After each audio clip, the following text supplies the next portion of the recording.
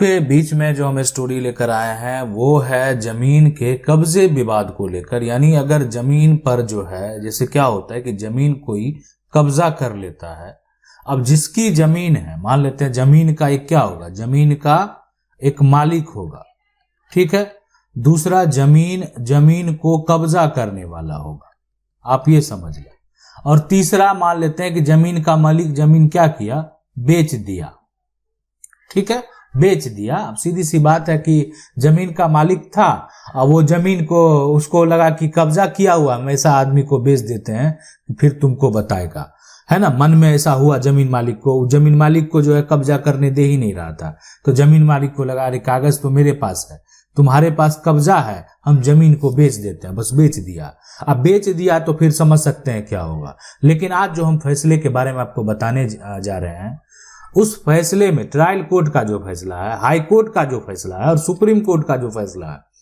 सभी फैसले अलग अलग हैं। और यानी अगर आप देखेंगे सभी फैसले को तो आपको भी हैरानी होगी और आपको भी विश्वास नहीं होगा कि ऐसा भी हो सकता है। तो एक्चुअली यहां पर जो है वो हुआ क्या और क्या इसमें मामला है, तो देखें सबसे पहले आज जो जजमेंट की हम बात कर रहे हैं, ये जजमेंट है Punaram versus Motiram and others. ये जजमेंट की कॉपी जो है आप चाहें तो डाउनलोड कर सकते हैं, और उसके लिए भी हम बताएंगे कि आपको कैसे करना है, बहुत आसान है। लेकिन पहले इस मामले को समझ लें। जमीन का मालिक से कोई लेना देना नहीं है, बेच जो दिया सबसे पहले जमीन का मालिक, तो यहां पर एक उसका हो गया एक तरह से खरीदार, है ना, खरीदार। तो खरीदार जो था वो यहां पर था पूनाराम, उसका नाम था पूनाराम, है ना, पूनाराम। कब्जा करने वाला जो था इसका नाम था को क्या, तो उसका नाम था मोतीराम, मोतीराम। ये कब्जाधारी था। जमीन का मालिक पूनाराम को जमीन बेच दिया। यहां पर कब्जाधारी था मोतीराम। अब पूनाराम जो है, जो मोतीराम है, अब तो मोतीराम जमीन पर कब्जा किए हुए, पूनाराम एक तरह से खरीदा है, पैसा लगाया है, तो पूनाराम को जमीन तो चाहिए। तो अब वो जमीन कैसे प्राप्त करेगा, कब्जा तो मोतीराम का है, यही मामला था।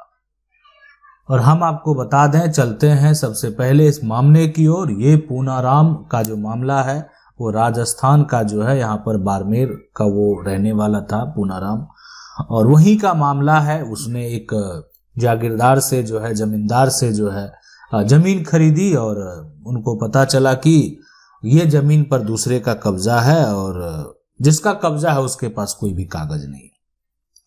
मतलब जमीन जो है ऐसा कोई छोटा टुकड़ा नहीं था जिस पर कि अलग तरह के मामले हो सकते थे। जमीन का एक बड़ा टुकड़ा खरीदा गया था, और जमीन का लेकिन जो कब्जा करने वाले मोतीराम थे उसके पास जमीन का कोई भी प्रूफ नहीं था, कोई भी कागज नहीं था। अब लगा कि पूनाराम को कि हम कब्जा को वापस पाने के लिए हम क्या करते हैं, तो उनके द्वारा जो किया गया सबसे पहले वो ट्रायल कोर्ट में, यहां पर है ना, ट्रायल कोर्ट जो है वहां पर केस फाइल कर दिया। लेकिन ट्रायल कोर्ट में जो अगर केस फाइल किया गया तो केस करने के बाद जो मोतीराम है उसको नोटिस भेजा गया कि ऐसे ऐसे जो है आपका जमीन को हम खरीदे हैं, हम अब मालिकाना हक जो मेरे पास है, आप जमीन को खाली कीजिए। तो मोतीराम के तरफ से भी दिया गया दलील, और उनके वकील जो होंगे उनके तरफ से दलील जो है कब्जा को लेकर कि कब्जा इनका लंबे समय से जो भी है। लेकिन फिर भी जो ट्रायल कोर्ट का फैसला अगर देखें तो वो पूनाराम के पक्ष में गया, पूनाराम के पक्ष में फैसला दे दिया गया, ठीक है। यानी जमीन का जो प्रॉपर्टी का जो मालिकाना हक की जो बात की गई उसमें पोजीशन जो है ना, इसलिए कि मोतीराम के पास कोई भी डॉक्यूमेंट नहीं है, मोतीराम हैज नो डॉक्यूमेंट, है ना, of title to prove his position. मतलब इसके पास कोई कागजात नहीं है कि ये टाइटल कोई प्रूव कर सकता है। यानी इसके पास अगर कोई प्रूफ होता, इसके पास कोई अगर डॉक्यूमेंट होता तो वो अलग बात है। इसके पास कोई भी डॉक्यूमेंट नहीं है, तो कैसे प्रूफ करेगा ये, कैसे साबित करेगा ये, ठीक है। तो अब एक्चुअली हुआ क्या कि जब ये पूनाराम के पक्ष में फैसला दे दिया, मोतीराम को कब्जा खाली करने का जब आदेश दे दिया गया, तब मोतीराम ने क्या किया कि अभी उसको लगा कि नहीं, आगे हम अपील नहीं करेंगे तो हमको कब्जा तो खाली करना पड़ेगा, बहुत लंबे समय से मेरा कब्जा है। तो उन्होंने अब जो है हाई कोर्ट में याचिका जो है यानी अपील कर दी, उस फैसले को लेकर याचिका दायर किया।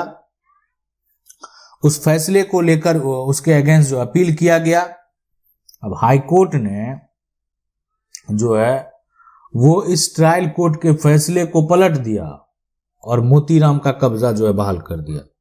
आप कहेंगे ऐसा क्यों कर दिया, ऐसा क्या हुआ, आखिर हाई कोर्ट में क्या क्या प्रक्रिया हुआ, हाई कोर्ट का जो जजमेंट है उसके बारे में भी बताएंगे डिटेल से कि आखिर वहां क्या क्या हो गया। अगर कभी एक तरह से लगेगा तो उस बीच का जो प्रक्रिया हुआ उसमें क्या क्या कहा गया, क्या क्या लिखा गया, जो हाईकोर्ट के द्वारा इस प्रकार का जजमेंट दिया गया किस रीजन को लेकर दिया गया, ये भी जानना चाहिए कि आखिर मोतीराम के पक्ष में हाईकोर्ट ने क्यों फैसला दे दिया, जब ट्रायल कोर्ट ने पहले जो जिनके पास संपत्ति का टाइटल है उसके हक में अगर फैसला दे दिया गया तो।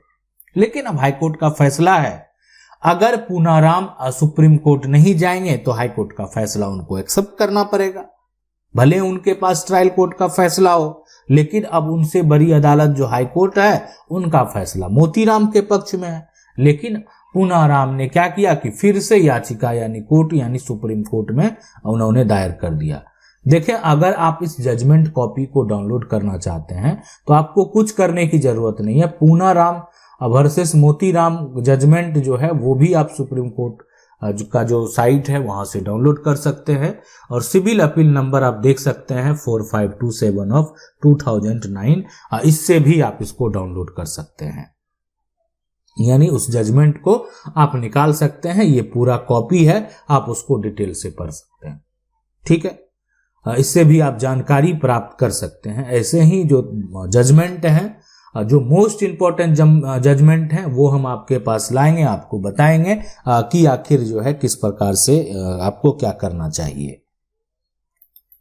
लेकिन सुप्रीम कोर्ट में जब एक तरह से याचिका दायर होता है, अपील किया जाता है, तो फिर सुप्रीम कोर्ट ने क्या कहा, यह भी जानना बेहद जरूरी है कि अब जो है सुप्रीम कोर्ट में यह कहा गया कि अगर कोई भी जो है ना, किसी भी व्यक्ति के पास अगर संपत्ति का टाइटल है ना, आपके पास आप संपत्ति के मालिक हैं, मान लेते हैं कि आप क्या जो सामने वाला कोई स्पेस है वो कोई आके कुछ सामान रख के कब्जा करना का प्रयास कर रहा, तो बलपूर्वक आप उसको रोक सकते हैं, कब्जा खाली करवा सकते हैं, ये एक विकल्प है।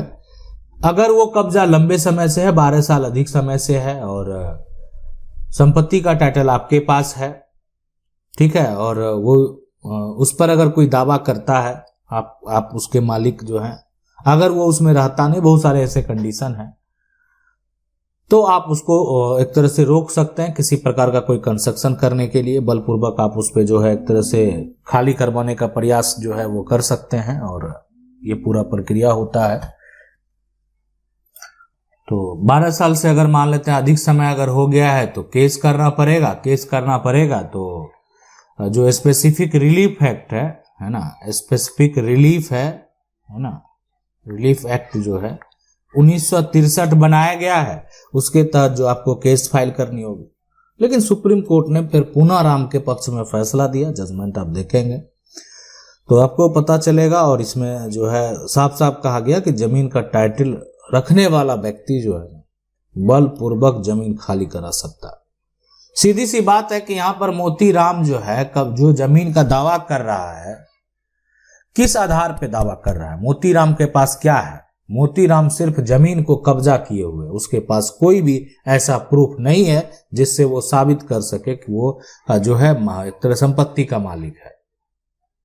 और अगर उसके पास कोई भी प्रूफ नहीं है कि वो संपत्ति का मालिक है, तो उस पर मालिकाना हक का दावा करने का भी कोई अधिकार नहीं है। और ये जजमेंट जो है सबसे महत्वपूर्ण है आपके विवाद को लेकर।